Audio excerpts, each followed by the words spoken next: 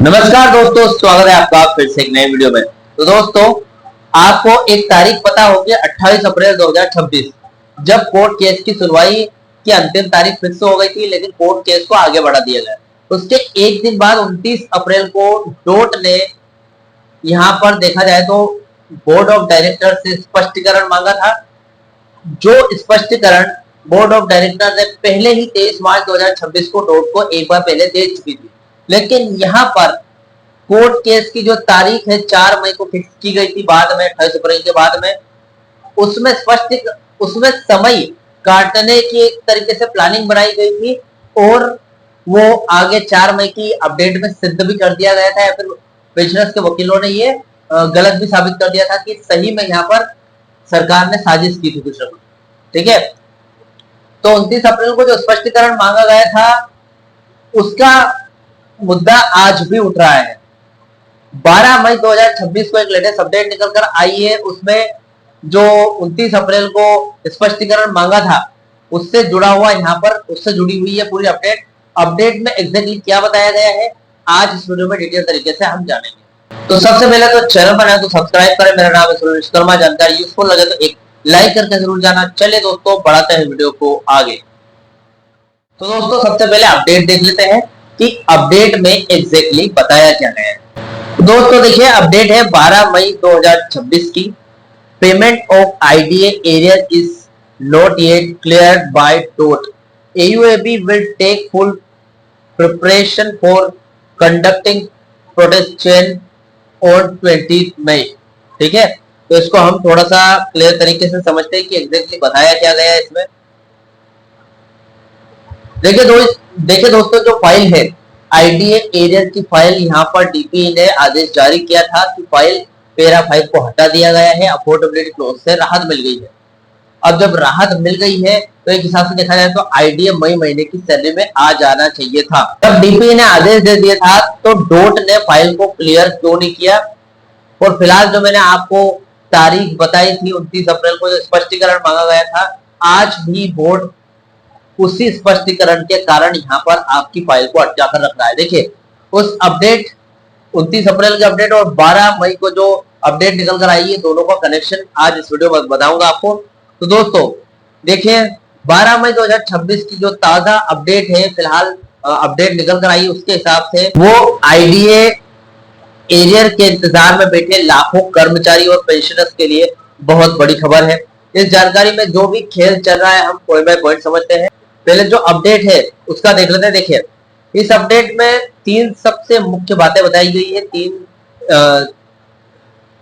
तो ये जो 3 मुख्य बातें हैं ये कौन कौन सी, देखिए दोस्तों, सबसे पहले तो डोट की मंजूरी पर ब्रेक। पहली और सबसे बड़ी बात यह है कि आईडीए एरियर का भुगतान अभी तक दूरसंचार विभाग द्वारा क्लियर नहीं किया गया है। मई महीने की सैलरी में बढ़ा हुआ आईडीए और मई महीने की सैलरी और पीछे जो 4 महीने का एरियर है 1 जनवरी से लेके 1 अप्रैल तक का जो भी एरियर बनता है आईडीए एरियर और मई महीने की सैलरी में ये सब दिया जाना चाहिए था।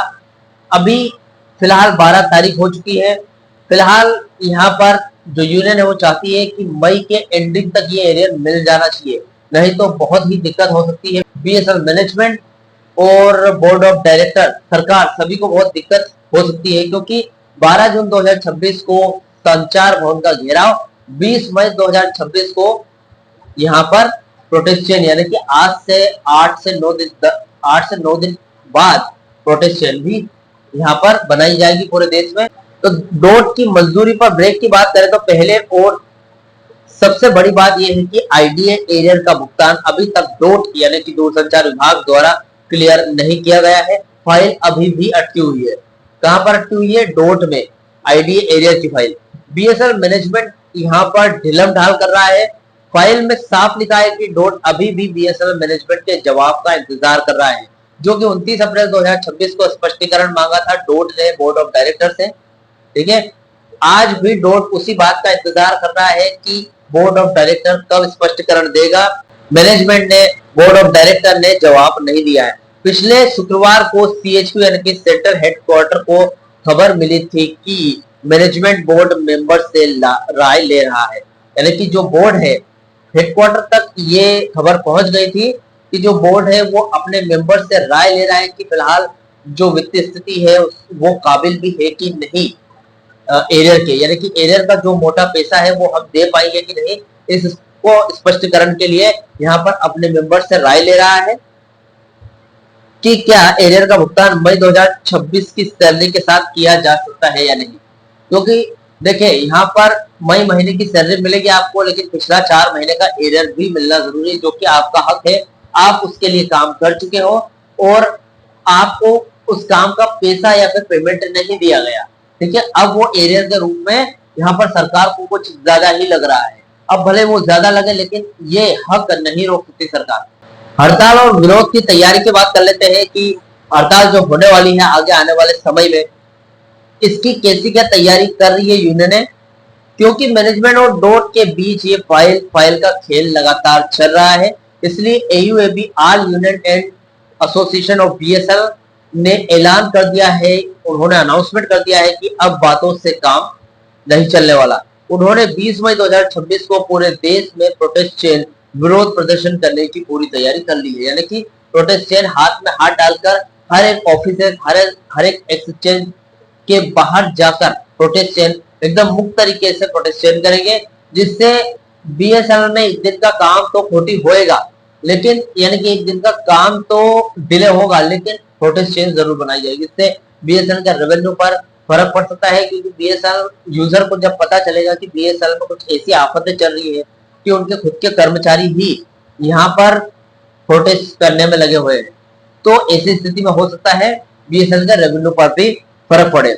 फिलहाल आज की स्थिति की बात कर लेते हैं। इस जानकारी का मतलब ये है कि प्रशासन आपकी मेहनत की कमाई 4 महीने का जो एरियर है को देने में आनाकानी कर रहा है, यानी कि दे ही नहीं रहा है। अभी मई की सैलरी का सस्पेंस अगर बताऊं तो मैनेजमेंट यह विचार कर रहा है कि मई की सैलरी के साथ एरियर दिया जाए या नहीं, लेकिन अभी तक उन्होंने डॉट को लिखित में जवाब नहीं दिया है। यह देरी जानबूझकर की जा रही है, ऐसा लगती है जानबूझकर की जा रही है, ताकि लगता है मामला और खिंच सके, यानी कि जो आगे आने वाले दिनों में, यानी कि जून महीने में जैसे कि गर्मियों की छुट्टी लग जाएगी, तो ऐसी स्थिति में जून और जुलाई के मंथ तक कोर्ट बंद रह सकती है, या फिर ऐसी स्थिति में सुनवाई नहीं करेगी। तो जुलाई और अगस्त तक इस मामले को सरकार खींचना चाहती है। आर पार की जंग की अगर बात करूं तो 20 मई का जो कार्यक्रम है अब तक सबसे ज्यादा निर्णायक हो गया है। अगर 20 तारीख तक फाइल क्लियर नहीं होती है तो जून की 12 तारीख वाली दिल्ली रैली और भी उग्र हो सकती है, यानी कि संचार भवन है उसका घेराव करने वाली है वो रैली। उसके बाद निकल कर आएगा कि फिलहाल सरकार या फिर मैनेजमेंट कितना झुकती है पेंशनर्स और कर्मचारियों के साथ। सटीक अपडेट की बात करूं तो सीधा हिसाब ये है कि एरियर का पैसा मैनेजमेंट के पास है, मंजूरी के लिए फाइल डॉट के पास है, लेकिन नियत की कमी के कारण जवाब नहीं आ रहा, यानी कि दोनों के पास एक एक फाइल है, ठीक है। लेकिन देखा जाए तो ये जवाब आना चाहिए, क्योंकि डीपी ने पैरा 5 अफोर्डेबिलिटी क्लॉज को हटा दिया है। तो ऐसी स्थिति में अगर पैरा 5 हट गया है तो आपकी जो कंपनी है वो बीएसएनएल घाटे में जाए या फिर फायदे में जाए, कोई लेना देना नहीं। पेंशनर्स के लिए तो आईडीए एग्जैक्टली लागू करो, लेकिन अगर कर्मचारियों का आईडीए रोक के रखा है तो प्रोटेस्ट चेन होगी या फिर उसके बाद संचार भवन का घेराव होगा, उसमें जरूर ये फाइल क्लियर होगी। फिलहाल दोस्तों आपको क्या लगता है, आप अपना ओपिनियन कमेंट बॉक्स में जरूर बताना। इस वीडियो से जुड़ा हो जो भी आपका डाउट क्वेश्चन वगैरह हो तो मुझे कमेंट बॉक्स में कमेंट कर सकते हैं। वीडियो अच्छा लगा तो वीडियो को लाइक कमेंट जरूर कर। मिलते हैं नेक्स्ट वीडियो में। सी यू सून।